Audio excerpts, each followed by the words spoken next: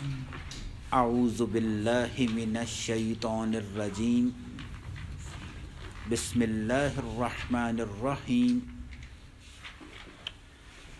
آج کا ہمارا سبق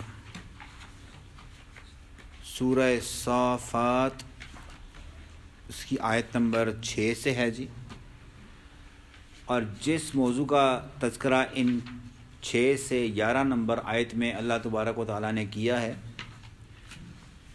اس بات پر یقین نہ رکھنا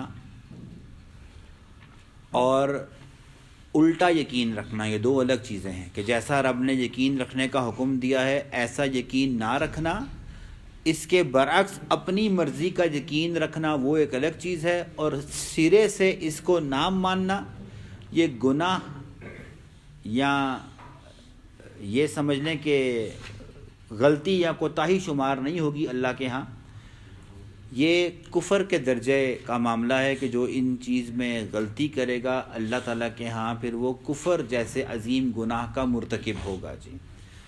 تو فرمایا اللہ تبارک و تعالیٰ نے آیت نمبر 6 میں، اِنَّا بے شک ہم نے زَيَّنَّا السَّمَاءَ ہم نے مزین کر دیا آسمان، الدنیا یہ دنیا کا جو آسمان ہے، یہ جو ہم نیچے سے اوپر دیکھتے ہیں جو آسمان ہمیں نظر آتا ہے، اللہ نے کہا ہم نے مزین کر دیا، خوبصورت بنا دیا، بزینتنی اس زینت سے، الکواکب جو چمکدار موتیوں کی طرح ستارے ہیں جی۔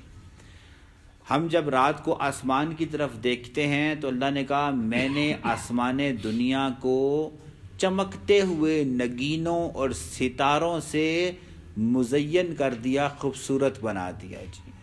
دوسری بات جی، وحفظا اور حفاظت کی جاتی ہے، من کلی ہر قسم کے شیطان شیطانوں سے، مارد جو مردود اور سرکش ہیں، ان ستاروں کے ذریعے پھر ہم مردود اور سرکش شیاطین سے حفاظت کرتے ہیں۔ کیسے حفاظت کرتے ہیں یہ بھی ہم سنیں گے جی۔ لا یسمعون ہرگز وہ نہیں کان لگا کر سن سکتے، سرگوشی کو سننے کو کہتے ہیں، یا چپ کر کوئی کان لگا کر بات سننے کو، کہ نہیں وہ سن سکتے کان لگا کر کوئی بات، الی الملائی کہ جو اللہ کرتا ہے فرشتوں کی طرف، الاعلی جو بہت بلند درجے والے فرشتے ہیں، جو حکم اللہ تبارک و تعالیٰ بلند اور مقرب فرشتوں کو دیتے ہیں یہ شیاطین اس کو کان لگانے کی کوشش کرتے ہیں لیکن لا یسمعون نہیں سن سکتے جی۔ وَيُقْذَفُونَ ان کو مار دیا جاتا ہے، پھینک دیا جاتا ہے، من کل جانب ہر طرف سے ان کو کوئی چیز مار دی جاتی ہے یا پھینک دی جاتی ہے۔ کیا چیز مار دی جاتی ہے، کیا چیز پھینک دی جاتی ہے یہ بھی ہم سنیں گے۔ دحوراً بھگانے کے لیے، آپ کو یاد ہے ابراہیم علیہ السلام کا قصہ کہ جب جہاں پر آج ہم رمی کرتے ہیں، کیا واقعہ ہے جی؟ شیطان آیا تھا تو ابراہیم علیہ السلام نے کیا کیا تھا؟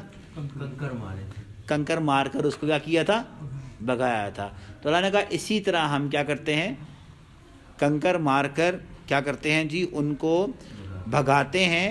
وَلَهُمْ اور ان سرکش شیاطین کے لیے عذاب عذاب ہے، واسب مسلسل، ان کو پر ان مردود شیاطین اللہ کے ہاں مسلسل عذاب کا باعث بنیں گے، ایک لمحے کے لیے بھی ان پر عذاب کم نہیں کیا جائے گا۔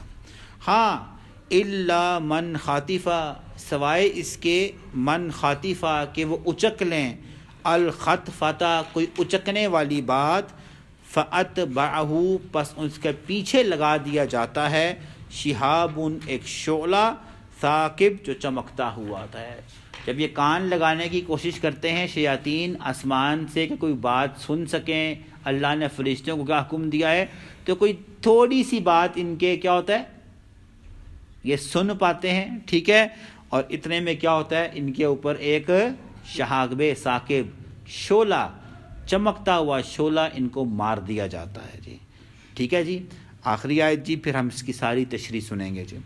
فَاسْتَفْتِهِمْ اے نبی ان سے فتویٰ لیں، ان سے سوال پوچھیں، اہم کیا یہ لوگ اشد زیادہ شدید تھے، زیادہ مشکل تھے، خلق ہونے کے اعتبار سے، کیا ان جیسوں کو تخلیق کرنا زیادہ مشکل تھا، ام من خلقنا، یا جو ہم نے ان کے علاوہ دیگر چیزیں بنائی ہیں وہ چیزیں تخلیق کرنی زیادہ مشکل تھی؟ کون سی دیگر چیزیں بنائی ہیں جی؟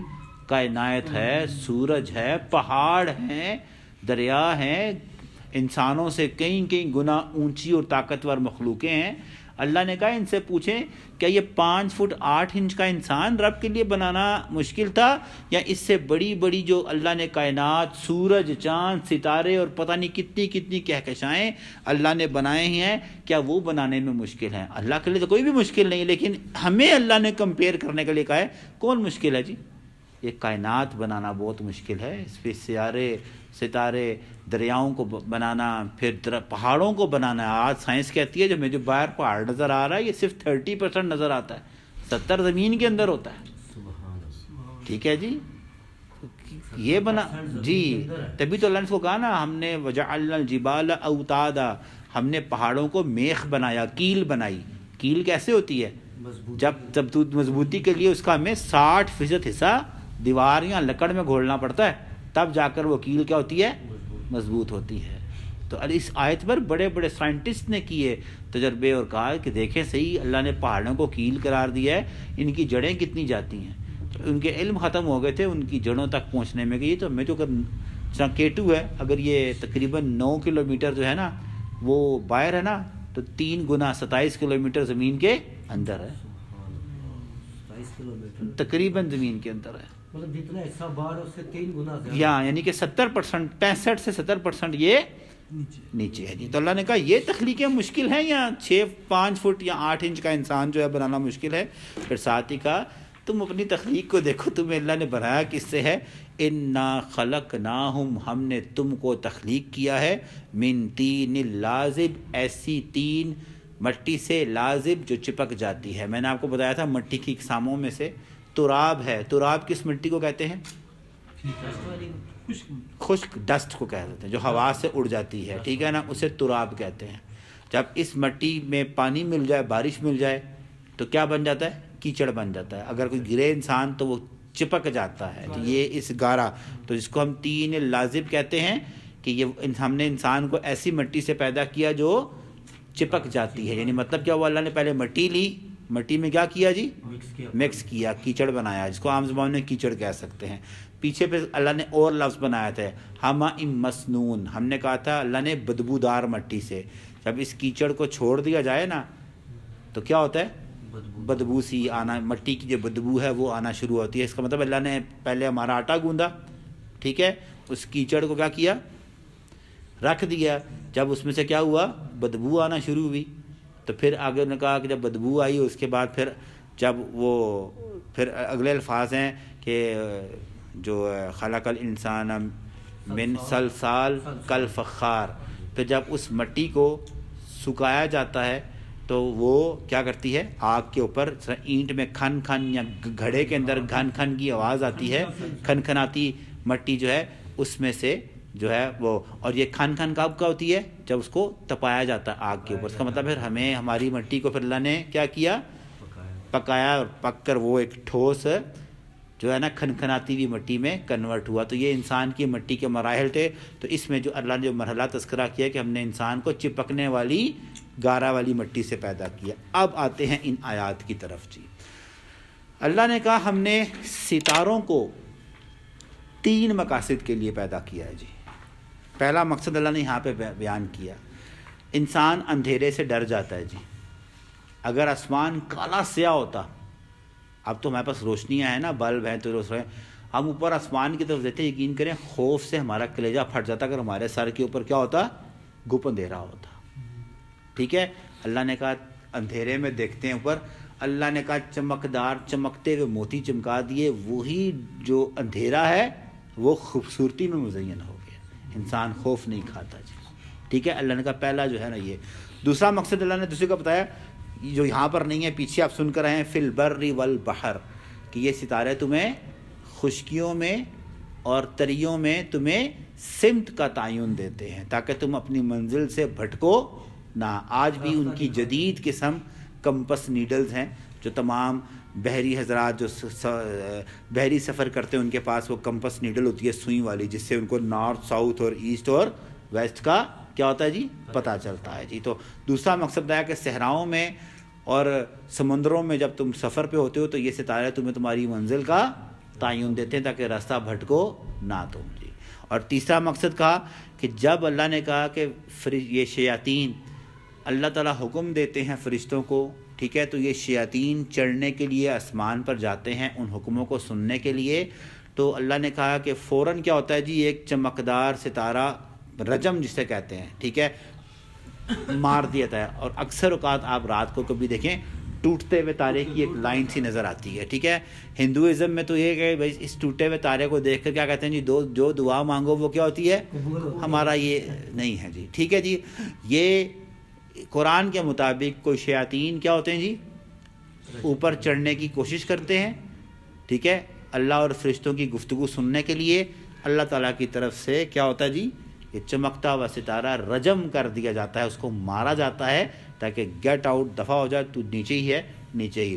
اور اللہ نے کہا کہ پھر کیا ہوتا ہے اس طریقے سے ان کو مار بھگایا جاتا ہے. اور پھر اللہ نے کہا جی کہ یہ اس میں کیا کہتے ہیں اسے مسلسل قسم کا عذاب ہے جی. اچھا جی، یہ تو ستاروں کے صرف 3 مقاصد ہیں، اس کے علاوہ ستاروں کا چوتھا مقصد نہیں ہے جی. ہم نے جو چوتھا مقصد بنایا اس کے بارے میں 2 حدیثیں سن لیں آپ. فرمایا اللہ تبارک و تعالیٰ کے نبی صلی اللہ علیہ وسلم نے جو شخص کسی کاہن جو ستاروں کی چالوں سے، ستاروں کے احوال سے لوگوں کے کیا کرتا ہے جی تقدیروں کو بتاتا ہے، ٹھیک ہے جی. آج بھی ہمارے اخباروں میں لکھا ہوتا ہے جی، ٹھیک ہے، برج دلو، برج مائیہ، تو برج اسد، برج فلاں اور ٹمکان، اس مہینے سے اس مہینے والے ایکویریس ہیں، اس مہینے سے اس مہینے والے پائسز ہیں، یہ کیپریکون ہیں، یہ سیگریٹیریس ہیں. اللہ تعالیٰ کے نبی صلی اللہ علیہ وسلم نے فرمایا تم میں سے کوئی شخص اگر کسی ایسے کاہن کے پاس گیا، صرف گیا کہ یار چیک کرتے ہیں کہ کیندہ کی ہے. اور ہمارے ہاں تو بھی جب حکومتیں تبدیل ہوتی ہیں ٹی ویوں پر بلایا جاتے ہیں پامس جی، ٹھیک ہے، وہ اخباروں میں ہاں جی اخباروں میں یہ نیا سال ایسا گزرے گا، پیشن گوئیوں پر پیشن گوئیاں. فرمایا اللہ تعالیٰ اس کی 40 دن تک کی عبادت قبول،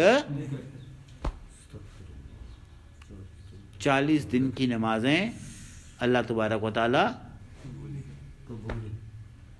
یہاں پہ بات ختم نہیں ہوئی، اس کاہن کی کسی ایک بات کی تصدیق کر دے کہندہ سچ ہے، ایک گل اس بالکل ٹھیک کی تھی ہے. فرمایا جس نے اس کسی کاہن کی صرف ایک بات کی تصدیق کر دی تو فرمایا محمد کریم صلی اللہ علیہ وسلم نے اس نے مجھ محمد صلی اللہ علیہ وآلہ وسلم پر اتاری جانے والی شریعت یعنی قرآن کا اور حدیث کا انکار کر دیا. یہ کفر ہے. اس لیے میں نے شروع میں کہا تھا یہ وہ گناہ نہیں کہ جو خطا شمار ہو یا جرم شمار ہو یا گناہ شمار ہو. اس گناہ کے مرتکب ہونے کا اللہ تعالیٰ کے ہاں جو سزا ہے وہ سزا کیا ہے جی؟ اللہ نے کہا کہ پھر اس نے محمد کریم پر اتارے جانے والے قرآن و حدیث کا انکار کر دیا جی، کفر میں داخل ہو گیا جی. اس کے برعکس ہمارے ہاں کیا ہوتا ہے جی؟ ہمارے گھر گھر کی کہانی ہے. خاوند دکان سے گھر سے باہر ہوتا ہے، محلے کی ایک عورت آتی ہے، دوسرے یار شادی کران لگے ہو تو کوئی ستارہ دے، ستارے ملائیں کہ نہیں ملائیں. یہ عام میں مارس پلوٹو کی بات نہیں کر رہا، اسی معاشرے کی بات کر رہا ہوں. کس طرح ستارے جی ادا کی نہ آئے جی، ٹھیک ہے. عمران ولد کتنا کمران دادے نے لایا کل پوچھ کے آئی نہ تن پھر کھڑیں گے اپنے پیر صاحب کو اور بہ کر ستارے ملاون گے دسن گے کہ پھر پیر صاحب کیا کہتے ہیں نہیں جی ایڈے ستارے تے میچ نہیں ہوتے، ٹھیک ہے. اس کو ہندو کنڈلی کہتے ہیں. یہ ستارے تو میچ نہیں ہوتے. اگر جلدی سے رشتہ ختم کر دیں ورنہ یہ تو آپ کے گھر اگر آئے گی تو تباہی مچ جائے گی جی. اب اس کے پاس جاتے ہی انہوں نے کیا کیا 40 دن تک کی عبادت اپنی کیا کر دی اور اس کی اس بات پہ یقین کرتے ہوئے بہت سے لوگ کیا کرتے ہیں رشتہ توڑ دیتے ہیں. اس کا مطلب انہوں نے اس کی بات کی تصدیق کر دی. اس حالت میں مر گئے واللہ گناہ میں نہیں کفر کی حالت میں مریں گے. ٹھیک ہے, یہی نا یہ پامسٹ ہاتھ دیکھنے والے, اس کے بارے میں نا مجھے شعر و شاعری پسند نہیں ہے, لیکن احمد فراز کا شعر ایک ہے ان سے منسوب بڑا اچھا ہے. کہتا ہے ان ہاتھوں کی لکیروں پہ مت جا اے فراز, مقدر تو ان کے بھی ہوتے ہیں جن کے ہاتھ نہیں ہوتے. ٹھیک ہے جی, مقدر تو رب نے ان کے بھی رکھے, کیا ان کو رزق نہیں ملتا؟ ٹھیک ہے, یہ ہاتھ کی لکیریں, آخری بات, یہ ہاتھ کی لکیریں بنتی کیسی ہیں؟ ہم اپنے ماں کے پیٹ میں 4 مہینے بعد بچہ بن جاتے ہیں. ٹھیک ہے, اور ہماری مٹھی کیا ہوتی ہے؟ بند ہوتی ہے, جو اگلے 4.5 مہینے تک بند ہی رہتی ہے.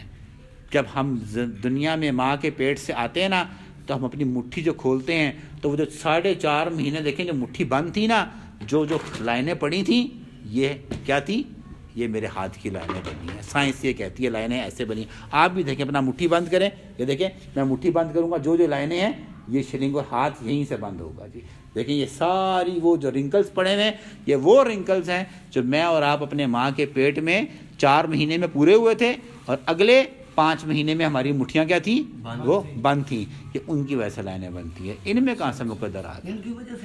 تو یہ نہیں ویسے بنتے. بھی تو احمد فراز نے کہا کہ ان ہاتھوں کی لکیروں پر مت جا اے فراز, مقدر تو ان کے بھی ہوتے ہیں جن کے ہاتھ نہیں ہوتے. بڑی پیاری بات, اور یعنی کہ اکارڈنگ ٹو شریعت ہے, آسان بھاشا میں سمجھ آ جائے تو ہے. تو اللہ تعالیٰ ہمیں اس کی سمجھ عطا فرمائے. جی